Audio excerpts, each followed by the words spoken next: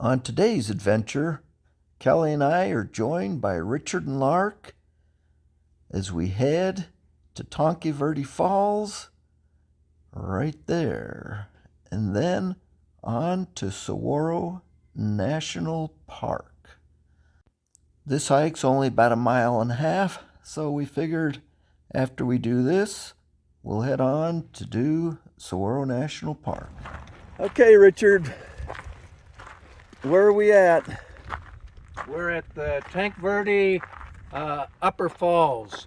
And what's this sign warning us about? Hazardous area. Diving may result in injury or death. And you may encounter nude hikers. I don't think that'll happen today. Is that going to be you? Nope. Nope. Okay, I think we're good. Well, you never know what we'll find on our hike. We were more interested in finding some lizards or snakes, wildlife, even some wild flowers. But who knows what we may encounter. I guess you'll have to stay tuned to find out. But this is Tanque Verde Canyon, Tanque Verde River in the Rincon Mountains, basically just a little east of Tucson. The temperature's in the upper 70s and just a beautiful day for a hike. Okay, hazardous area. Slippery rocks. Watch your footing, flash flooding, stay out of canyon. And Kelly likes to point out he's debating nude beach upstream. Why not? That's the way he said he wants to go. We'll avoid that video. Unless we can get Lark eating a bug. Oh, bugs. Impressive here. The lizard, the lesser earless, or is it a greater earless? Or as Richard asked, why do they call them earless? And I say because they have less ears. Sure, you gotta narrate. I don't really need to narrate when Kelly's along. As he said, there's an earless lizard. Here it is as I come up upon it. Look, there's a lizard. Let's see it run away when I get too close. Okay, it's back to our hike. As you can tell, since we're hiking from the top of a canyon down to a river and a waterfall, it's mainly downhill. Pretty easy going till you get down there, and then as you hike along the river to get to the waterfall, you reach some challenging areas. And at some points, well, it's actually downright dangerous, and there's a lot of warning signs to let you know. Though there were a number of cars in the parking lot, we haven't encountered any other people to this point. There's Richard to the left. There's Kelly sitting right at the falls.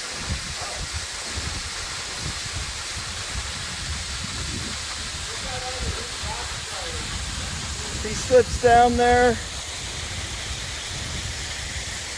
I take the camera and pan around from the falls, out looking west, down the canyon, and toward what would be Tucson. There's one of the warning signs, dangerous area, deadly waterfalls. And that waterfall that we showed you is about 80 feet tall. A spectacular sight.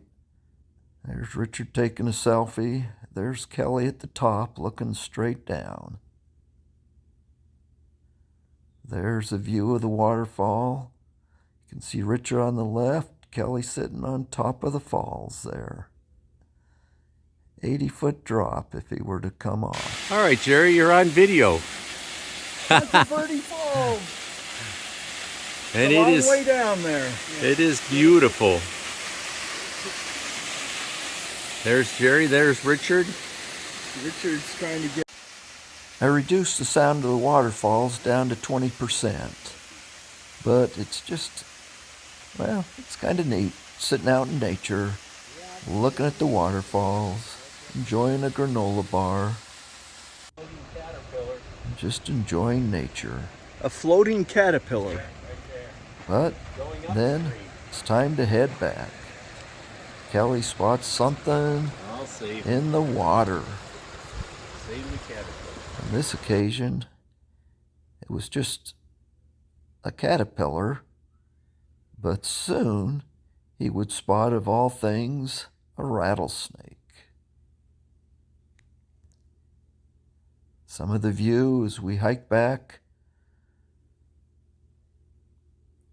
tree and the water looks a little green, saguaro cactus all around.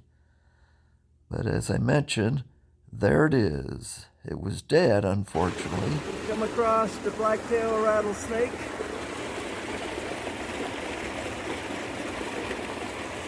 Interesting. Next, we came across the first people of our hike, and unfortunately, this guy had lost his dog down one of the little waterfalls, about 10 feet. He was able to rescue it, and then we found this canyon tree frog. Little canyon tree frog. Canyon tree frogs are pretty cool. They can walk straight up the side of glass. Here's some of the vegetation around the stream, a few of the flowers. Just cool to see everything that's out there. It's hard to remember sometimes that you're in a desert.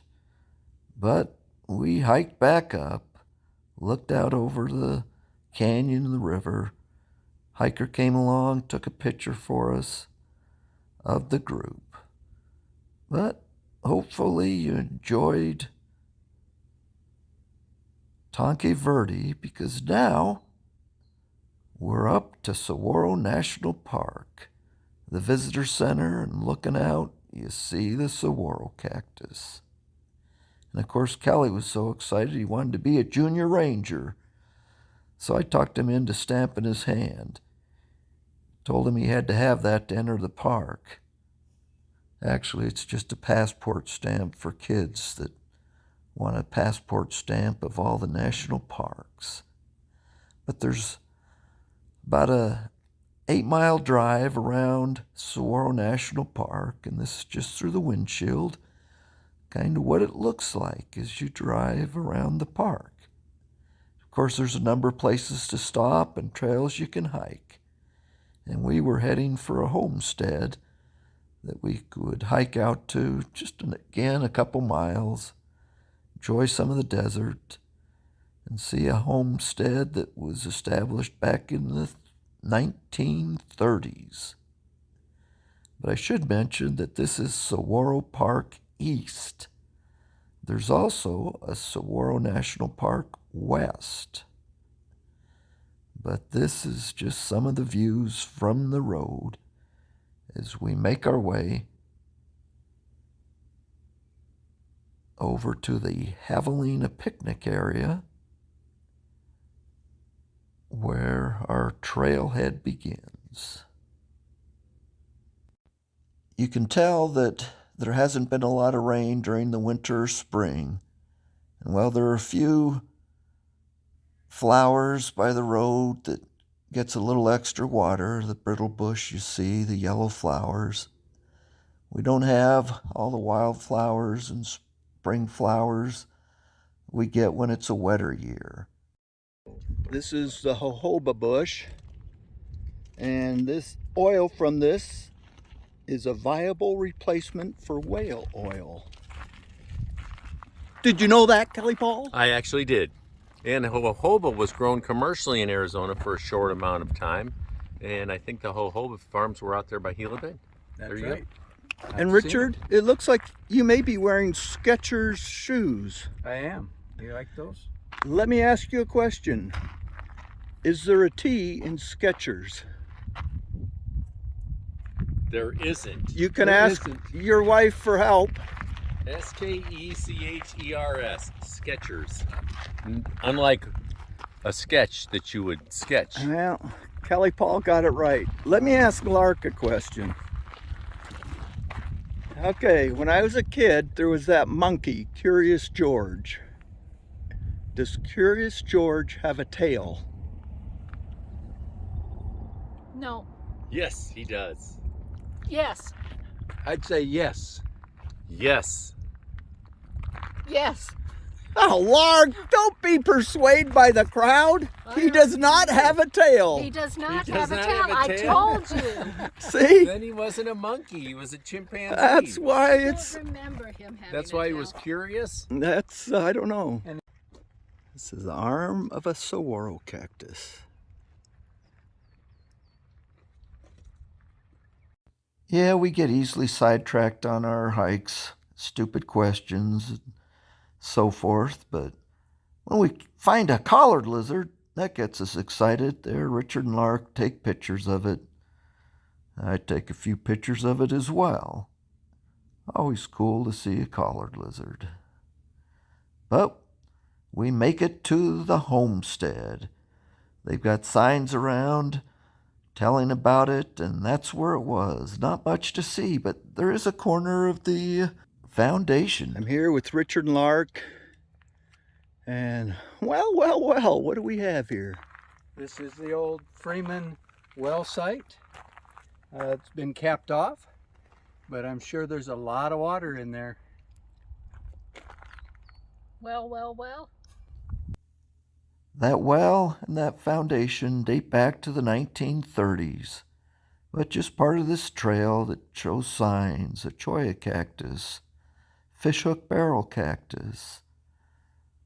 Lots of things to see, and the signs give you some of the information about some of the different plants, from the prickly pears there to the saguaros to some of this other vegetation and other stuff. Looks like a ground squirrel. Oh no, there's Lark, Richard, and Kelly Paul. Hope you enjoyed it. Have a good one. Bye.